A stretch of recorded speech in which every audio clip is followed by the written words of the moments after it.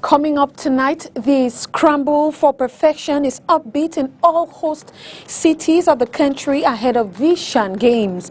The sales of tickets are ongoing and rehabilitation of roads currently going on to ensure the smooth entry of players and sports lovers into these stadiums. Huge traffic at the east entry of Douala Yassa is slowly being under control. Plus, the City Council of Douala has received the Douala Port Authority as their 4 years project to rehabilitate infrastructure in Douala has been realized. This and much more will be yours tonight on this edition of the news. Good evening, ladies and gentlemen. Thanks for watching this 6 p.m. newscast on Spectrum Television. I am Josephine Bindzi. The population and inhabitants of the north end entrance of the city of Douala in the Douala 4 municipality in Bonaberi now have a new road facility to access the central town. The north side entrance to the Port Authority of Douala put in place by this institution has been received today, January 13, 2021 by the City Council. Through this, the Douala City Council is committed to good maintenance of this road. It is, however, worthy of note that this project being received today is the result of a project that began 4 years ago at the Autonomous Port Authority of Douala with a main objective to modernize its infrastructures and superstructures in Douala. The Kabila Human Rights Commission has highlighted the threatened humanitarian situation in Cameroon since 2016. From the Ngabu massacre to the non-stop killing of civilians in the north, Cameroonians in crisis-hit zones will be deficient in the nearest future if care is not taken. This is contained in a report released on the last sitting on December 2020. Details in the following report. According to the interim president of the Commission of Human Rights and Freedom, the human rights situation in Cameroon is very preoccupying. This has been the principal note to keep in mind in the final commission of the 28th ordinary session, which took place last December. A situation which is caused by the current insecurity upheavals in the country. James Mwange Kobila has highlighted the sad occurrence of the Ngabu massacre on the night of February 13 to 14, 2020, the death of detained journalist Samuel Wazizi, suspected of sponsoring terrorist activities, also on the bloody Kumba massacre that claimed the lives of 7 children, and October 24 against the Mbororo group in the Adamawa region and the countless attacks by Boko Haram in the north of Cameroon. The explosion at Ngweche in the Mayo Sanaga division, killing 18 civilians and wounding many. Not forgetting natural disasters like landslides of the Ngwache in the west region and other landslides in the north region of the country. This has affected the livelihood of many civilians as the right to life, the right to habitation, rights to food, education and much more has been deprived of them. The Kobila Commission highlights that the COVID-19 pandemic, which showed its ugly head in Cameroon in March 2020, has aggravated the human rights situation, especially with the protection of health. These difficulties have been a major issue of concern to the Commission of Human Rights contained in their 2019-2020 report to be made public in the days ahead. The president of the Cameroon Renaissance Movement Party, in its French acronym MRC, has called on free and fair investigations of the Mautu massacre that claimed the lives of more than 8 persons and wounding many. He equally condemns the attack of the SDO's convoy for Momo, killing the communication officer as well as 4 military officials. Violence, he insists, will keep putting the lives of many in danger and making them them refugees in their country. And out of the country, ahead of the President-elect Joe Biden's inauguration on January 20, law enforcement officials and local government officials in Washington, D.C. are implementing unprecedented security measures to avoid the kind of massive security breach that happened last week, where thousands of President Trump supporters stormed the U.S. Capitol. Details with a VOA.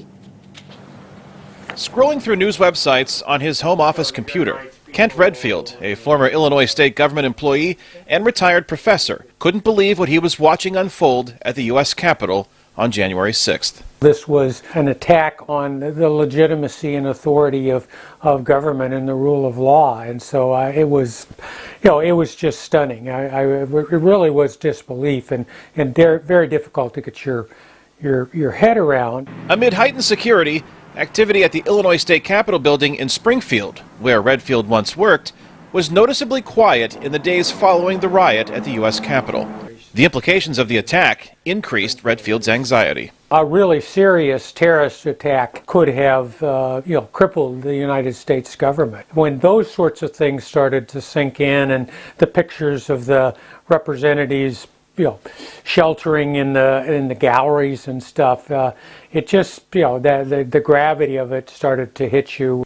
Kirkwood, Illinois farmer Wendell Shawman watched the lawlessness at the U.S. Capitol unfold on his living room television. I don't think we know the full story yet. Whether this was all Trump supporters that really stirred this up, or whether there was somebody else that took advantage of the opportunity to really raise havoc and raise hell, I don't know. I think that time will tell on that, hopefully. Recent events and President Donald Trump's role in them, including his rejection of the presidential election results, have Shawman reevaluating his support for the man he voted for in 2016 and 2020. It's certainly gone down. I still, you can't discount what he did over the 4 years. I think the country, for a large part, is better off for it. He did not leave gracefully.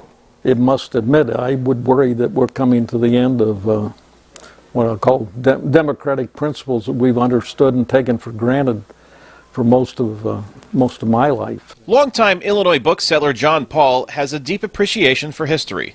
His bookstore, Prairie Archives, is near the old Capitol building in Springfield, where in 1858, former President Abraham Lincoln delivered his famous House Divided speech. The address explored America's deep division over the wrongs of slavery ahead of the U.S. Civil War. John Paul believes Lincoln would mourn the current political divide in a union so many gave their lives to preserve. Well, I'm reasonably convinced that he would be extremely shocked. Throughout the entire political history of the United States, we've never had issues that were like this. So, Paul hopes a sense of national unity can be rekindled by President-elect Joe Biden, who appeared in front of Paul's bookshop when then presidential candidate Barack Obama introduced him as his running mate in 2008. Paul says much has changed during the 12 years since, and he worries about damage done to the credibility of the U.S. election process and whether Biden can effectively govern a politically fractured nation. The extreme right wing is going to reject any sense that Biden is a legitimate president, and this is just going to make his job much more difficult in trying to convince the public that he is and that he's trying to work on their behalf. All we can hope for is that it doesn't stay the same way that it is. Paul's hopes will be put to the test beginning January 20th, when Trump departs the White House and Biden takes the oath of office to become president. Kane Fairbaugh, VOA News, Springfield, Illinois. Rehabilitation works are ongoing as it improves at the east entrance of Douala. The habitual traffic jams experienced around Yassa is slowly reducing. These improvements have been welcomed by the inhabitants around this area, who lay emphasis that the road has not been easy to access during this period, but it is going to be a happy moment due to the upcoming Shan competitions. Only Ladonet has details.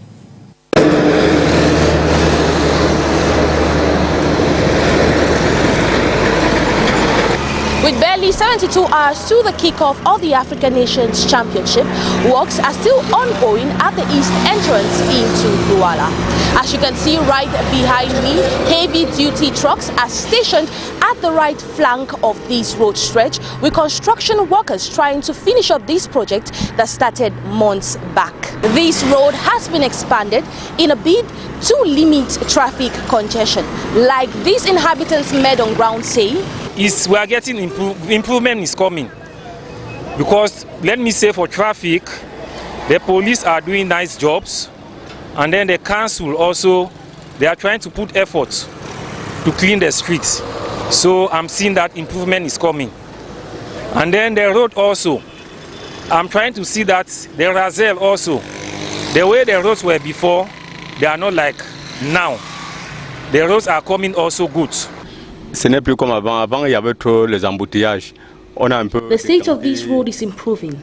Before we experienced traffic jam, but all that has been fixed. We can only experience it around Yassa roundabout when heavy-duty trucks come and station. That's when we experience hold-ups.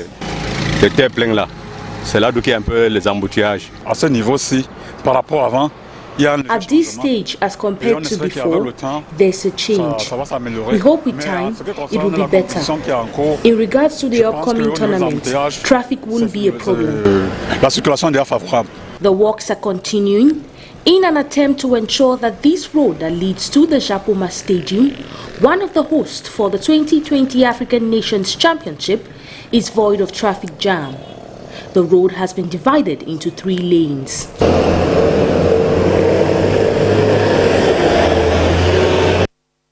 Football trainers in Cameroon are optimistic about the Lions' output at the African Nations Championship and can't dwell much on the players called up. They say the technical staff of the Lions have done their best given the current circumstances with no championship in the country. Sportsman John Paul Sama relays more. The fact that the list of 23 players to represent Cameroon at the African Nations Championship is made up of players from the amateur league to some trainers in the country cannot be a handicap to this team given their level of experience. When you look at the players which are the players from the highest material, they are very experienced players equally, which these players could be equally be classified as players playing in the elite 2, I mean the elite 1. When you look at Jacques Joy, first of all, is an international player who happened to find himself back at the departmental league. So it's not the status of the team, but rather I look at the quality of the players at that level. That's what is important. I think that's what he went for. So I don't think there is, I would say, I'm disappointed of anything. So we can't just say we are disappointed. All we have to do is we push forth behind him and orientate him even in the way we can do in our own capacity as football trainers so that we also fit.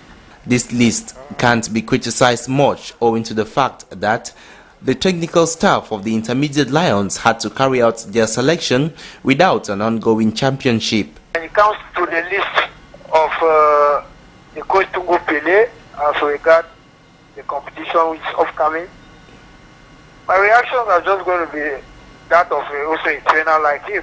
I think all of us, we are not dreaming, we are facing the reality of what is happening. We have not had championship, he has to manage by his own means, maybe with the help even of other technicians to assist him in order for him to be able to select the players that he has so far shortlisted.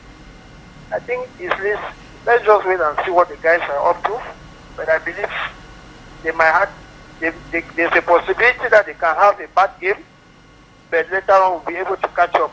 That's how I see it. That's how I look at it. Cameroon begins a challenge this Saturday in the competition's opener against Zimbabwe in Yaoundé. Continue with our series, which is classifying all teams in various pools. And yesterday we talked about Pool D. Today we will be talking about Pool C, where the Reunification Stadium will host all Group C matches and the 6th edition of the African Nations Championship. This group is interesting as it hosts the defending champions Morocco and debutants Morocco. Details with Oni Ladonet. Group C at the 2020 African Nations Championship will see a debutant in the likes of Togo. The Sparrowhawks, who stunned Nigeria 4-3 on aggregate to book a qualification ticket, will be participating for their very first time. The boys of Jean-Paul Abalo may be considered underdogs, but however, can turn out to be the shocking factor in this edition. The Pool C matches are one to look forward to as it harbors the reigning champions Morocco. The Atlas Lions are the favorites in this group for having won the tournament back in 2018. The North Africans will be appearing for the fourth time at the Continental Tournament after their debut in 2011 back in South Africa, where they finished as finalists. The 2016 CHAN wasn't an easy nut to crack as they got eliminated in the first round of the competition. Morocco will open Group C matches by playing against Togo on January 18, 2021. Another team to watch out for in this batch is the Cranes of Uganda. Having missed out on the first edition of the tournament back in 2009, this team made their debut in Sudan in 2011 and ever since then has been present at the African Nations Championship. The Cranes may have never gone past group stages, but are however optimistic this year, with their victory at the pre-CHAN being a great push. Last but not the least in Group C is the Amavubis of Rwanda. Rwanda will be in its fourth participation, with their best being in 2016, where they got kicked out at the quarter-finals on home soil. Their two other participations back in 2011 and 2018 had nothing to write home about as they ended at the group stages. The boys of Vincent Mashami are, however, determined to go further than their last achievement. All Group C matches will be played at the Reunification Stadium here in the economic capital, Douala. On to this announcement, the Prime Minister, Head of Government, Chief Dr. Joseph Diongute, will preside over the opening ceremony of the 6th edition of the African Nations Championship, CHAN, at the Amadou Ahidjo Stadium in Yaoundé, in the place of the President of the Republic. Ticket sales of the African Nations Championship in some points in the economic capital has kicked off for the Group B and C games. John Paul Sama went finding out how the sales is done and brought back this report. The affluents here, the regional delegation of sports and physical education in the littoral region, for tickets to watch Group B and C matches of the African Nations Championship is enormous, as Cameroonians are eager to discover this competition and the beautiful sporting infrastructures. The procedure is not complicated. Here at the regional delegation, yesterday I went to some filling stations to get a ticket, but I wasn't able to, so I decided to come here, and I finally gotten one. The sales of tickets have effectively begun at Kameko here in Douala, and the delegation with assurances of its availability. Yesterday we have begun to sell the ticket. Yes, because in Japoma we have a ticket for 1,100 and to 50,000. Yes, we have the influence. We have the influence here. We start yesterday, and we have a lot of people who are coming here to buy their tickets. So, how has the procedure been? Has it been smooth or any hitches recorded? Oh, very smooth then. There is no problem. You people come here, you see how everything is working. Everything is okay. Other sales points like Camtel, Pakuvita are set to be some of the spots in the city where tickets can be purchased for Group B and C matches at the Japoma and Bepanda Reunification Stadium. Giving the revelation of the names that are supposed to defend the green, red, yellow, the newsroom sought interest in finding out what Cameroonians know about these players, and this is what they had to say to Krista Sexuel's microphone. At 3 days to the kickoff of the African Nations Championship competition, it is surprising to hear the reactions of some city dwellers when asked if they know the players selected for this competition. I do not know the names of the selected players of the team. At the moment, I cannot really tell because I am yet to see the classification of players to know the name of players selected. For others, it is difficult to tell which players have been selected because the coach is yet to put in place a definite team, which makes the chances of emerging winners limited. At the moment, I cannot really tell because I am yet to see the classification of players to know the name of players selected. 3. With regards to the competition, I don't believe in the players because I don't know any of them. They don't have a fixed team. The coach keeps changing the players at random, and this makes their chances limited, coupled with the absence of championships in the country. However, others still remain optimistic on the team's chances of turning out winners. We have to win this competition so that the victory remains with us. Our patriotism calls us to remain positive. I believe this team will go far into the competition. Why not win? We are the host country. A lion is said to be fierce when it's in its den. To me, it's possible to win. Looking at all the efforts put in place to organize this competition, it is important for us to win.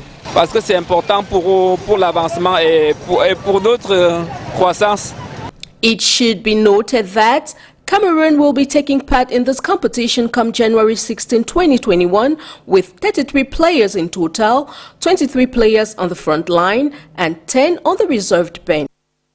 And that report does it for us tonight for the news in the English language. Thanks for watching. Stay tuned to the news in the French language that comes up at 8 p.m. with Leila Renganzu. Take another rendezvous with us tomorrow, same time, 6 p.m. Good night.